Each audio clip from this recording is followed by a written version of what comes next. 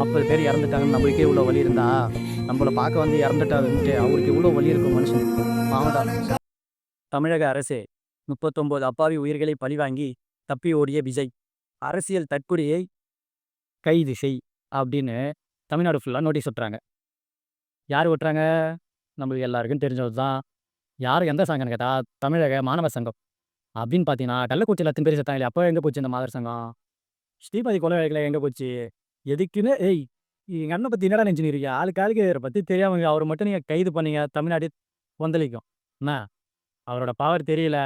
இதுவரைக்கும் அரசியல் வரலாற்றுல 40 பேர் யாரும் செத்துருக்காங்களா? அது செத்தது அதாவது செத்தா தான் பெரிய கூட்டமான்னு கேட்டீங்கன்னா, அப்படி கிடையாது. நீங்க ஒழுங்கான இடம் தந்திருந்தீங்கன்னா, இந்த பிரச்சனை வந்திருக்காது. இந்த அரசியல் வரலாற்றுல இதுவரைக்கும் அப்படி கூட்டத்தில யாரும் செத்ததில்ல. இதுல எதனா சதி வேலையும் இருக்கலாம்.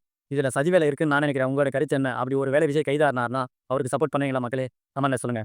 ஓகே, பாய்.